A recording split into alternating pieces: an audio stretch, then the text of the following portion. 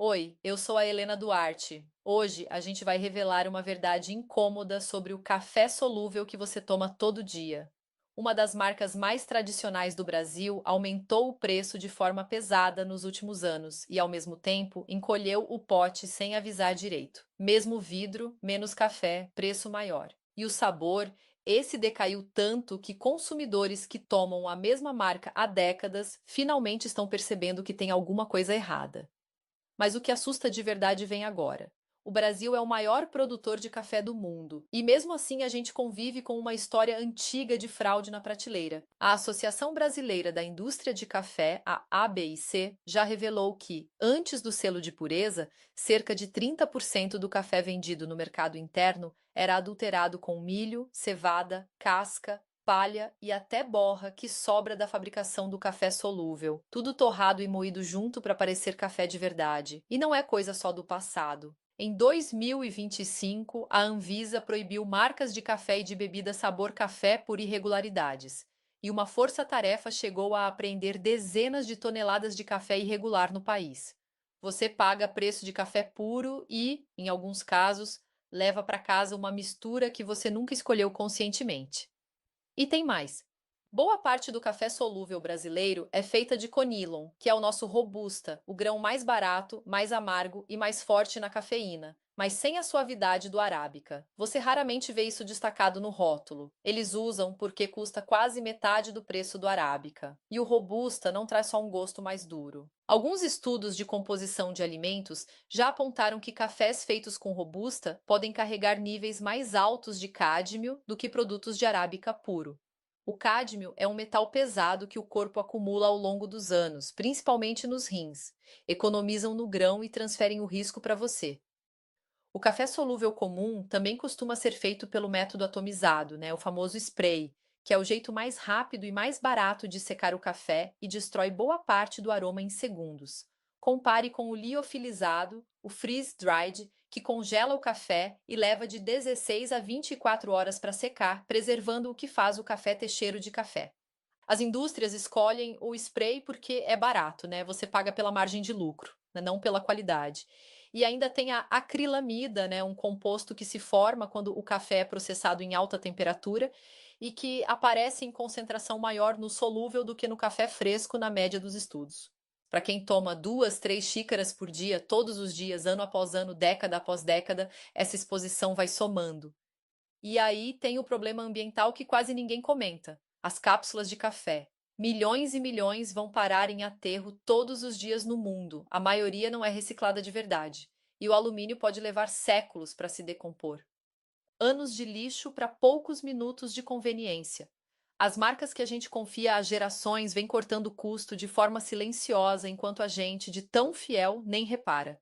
Gigantes compraram as marcas de café que você conhece, colocaram o mesmo processo industrial para rodar e venderam a mesma bebida em potes diferentes com marketing diferente. É a ilusão de escolha. Uma mesma empresa lança dezenas de versões, todas prometendo experiências diferentes, perfis de sabor diferentes, e que no fim entregam basicamente o mesmo café instantâneo, só que com embalagens e preços diferentes. Você não está ganhando escolha, você está ganhando a ilusão de escolha.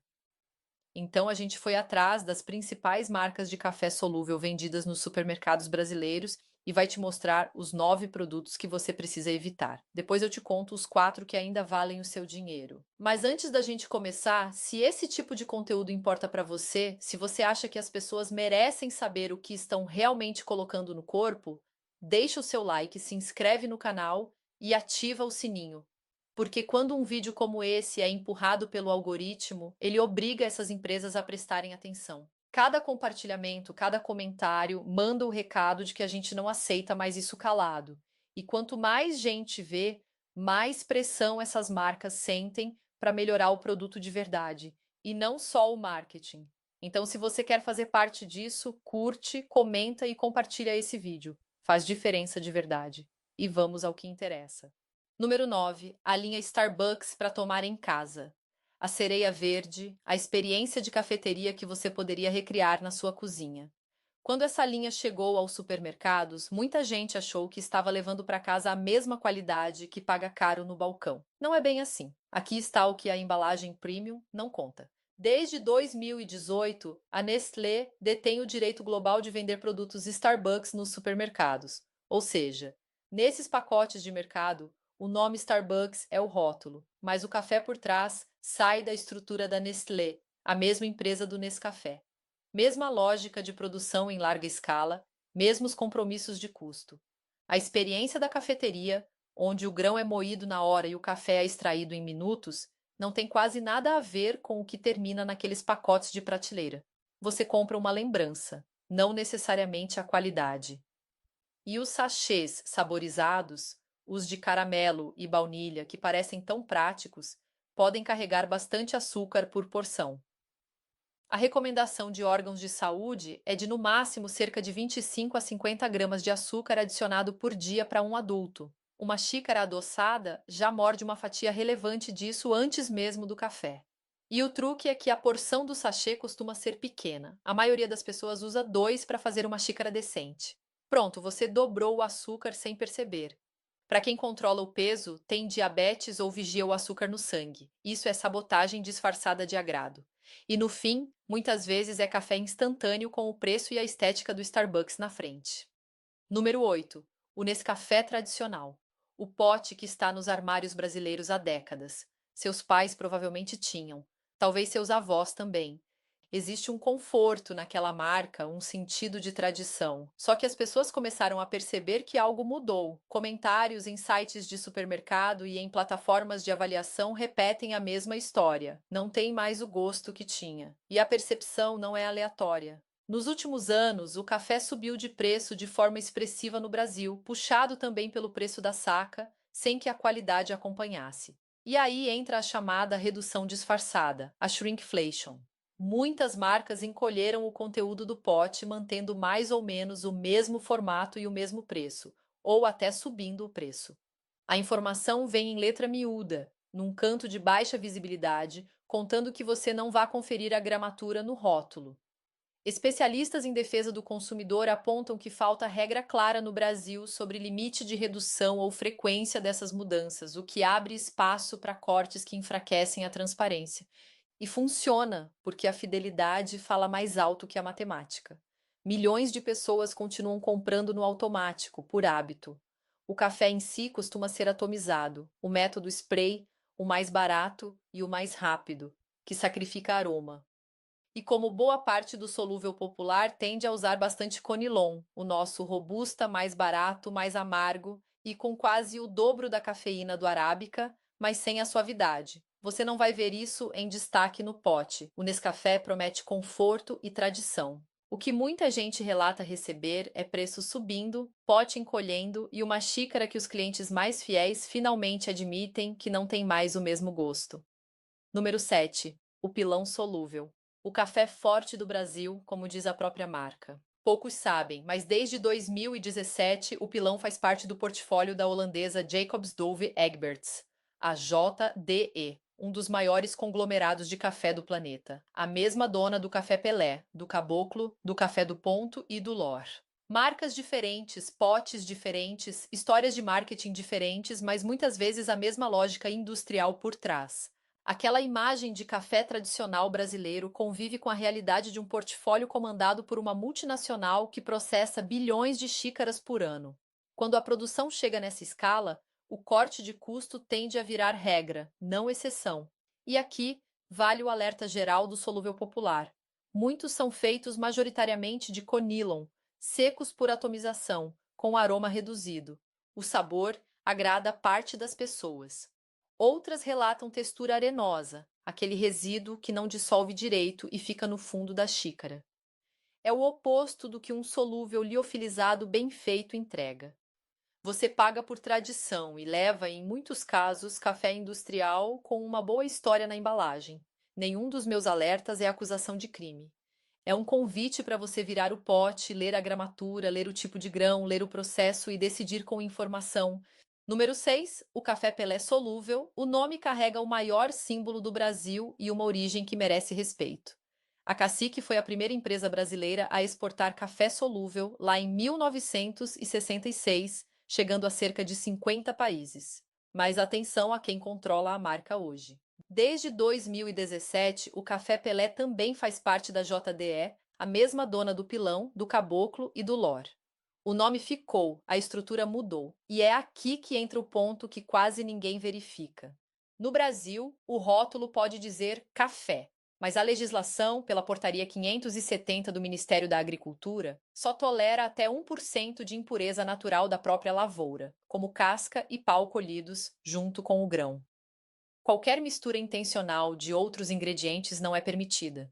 O problema é que o mercado já provou por décadas que nem sempre isso é respeitado.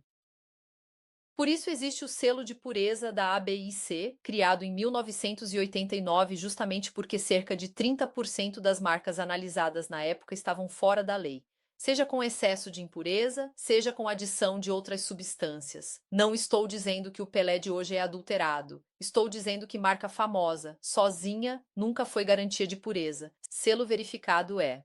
A lição é simples. Não confie só no nome bonito. Procure o selo e verifique a informação de pureza no pote. Número 5. As chamadas bebidas sabor café e os cafés extra forte de preço muito baixo. Essa categoria é a que mais escancara o problema. Em 2025, o Brasil viu o que a imprensa chamou de guerra do café fake nas prateleiras. Produtos que não são café puro, que misturam cevada, milho ou outros grãos torrados, muitas vezes vendidos em embalagem parecidíssima com a de café tradicional, na mesma gôndola, no mesmo formato, às vezes por um preço só um pouquinho menor para não levantar suspeita. A Anvisa chegou a proibir marcas de café e de bebida sabor café por irregularidades naquele ano. E forças-tarefa apreenderam dezenas de toneladas de café irregular pelo país. Repare no detalhe do rótulo. Quando a embalagem diz bebida sabor café, ou tradicional demais para ser verdade pelo preço, acenda o alerta. E os extrafortes de preço muito baixo escondem outro truque: a torra escura e agressiva. Torrar o grão quase até o limite mascara defeito de grão ruim, do mesmo jeito que uma torrada muito queimada esconde se o pão embaixo era bom ou não. Você sente amargor e fumaça e acha que é força, quando muitas vezes é só grão comum torrado até a destruição. Se o preço é bom demais para ser verdade, desconfie. Leia a lista de ingredientes. Café puro tem café e só. Se aparecer cevada, milho ou a palavra bebida no lugar de café, você já sabe o que está levando para casa. Número 4. As cápsulas de café da linha de leite e cappuccino. Aqui a conta fica salgada de um jeito que pouca gente calcula. Muitas cápsulas de bebidas com leite vêm em dois compartimentos, uma de café e outra de leite. Só que essa parte do leite costuma ser leite em pó reconstituído com açúcar adicionado. Não é leite fresco. Metade do que você compra na caixa é, na prática, cápsula de leite em pó adoçado, pagando o preço de café. E a cápsula de café em si traz poucos gramas de café de verdade por dose, muitas vezes custando bem mais por xícara do que café moído comprado no pacote. Você poderia comprar café coado de qualidade por menos por xícara e ainda sentir mais sabor. Só que cápsula não é sobre o café, é sobre o teatro. A máquina impressiona, o processo parece premium. O clique da cápsula satisfaz. Você compra uma experiência, não necessariamente qualidade. E vem o problema ambiental que ninguém quer encarar. As cápsulas viram uma montanha de resíduo. A maioria não é reciclada de verdade, porque exige coleta específica, separação e ponto de entrega. Você não pode simplesmente jogar na reciclagem comum. Precisa juntar, ensacar, levar a um ponto certo ou agendar a coleta. É inconveniente o suficiente para a maioria não fazer. A indústria sabe disso. Coloca o símbolo de reciclagem na embalagem, fala em compromisso com a sustentabilidade e isso aparentemente basta para o marketing. Você paga leite em pó a preço de café e ainda gera plástico e alumínio que vão ficar décadas no aterro. Número 3. As máquinas de disco com trava de marca. Se as cápsulas de leite já eram caras, existe um modelo ainda mais fechado. Sistemas em que cada disco ou cápsula tem um código, a máquina lê e ajusta sozinha as configurações, e isso soa conveniente até você entender o que significa na prática. Zero alternativa compatível. Você não pode usar cápsula mais barata, não pode usar outra marca. Você fica preso ao preço daquela marca pelo tempo inteiro que tiver a máquina. É aprisionamento de fornecedor disfarçado de inovação. e o que você recebe por esse preço premium. Em muitos casos, café solúvel, ou seja, instantâneo, servido com todo o teatro de uma máquina cara, não é expresso extraído na hora. O leite vem em cápsula separada, em vez de leite fresco, o que significa mais embalagem e menos qualidade. E esses discos e cápsulas costumam ser ainda mais difíceis de reciclar, pela mistura de plástico, código e complexidade do sistema. Você paga pela performance de fazer café, não pela qualidade do café em si. A máquina custa caro na largada, as cápsulas custam uma fortuna no uso contínuo e no fim você está tomando café instantâneo que sai mais caro por xícara do que ir a uma cafeteria de verdade. Número 2. As cápsulas de alumínio premium. Elegância de propaganda escondendo um problema ambiental que vai durar séculos.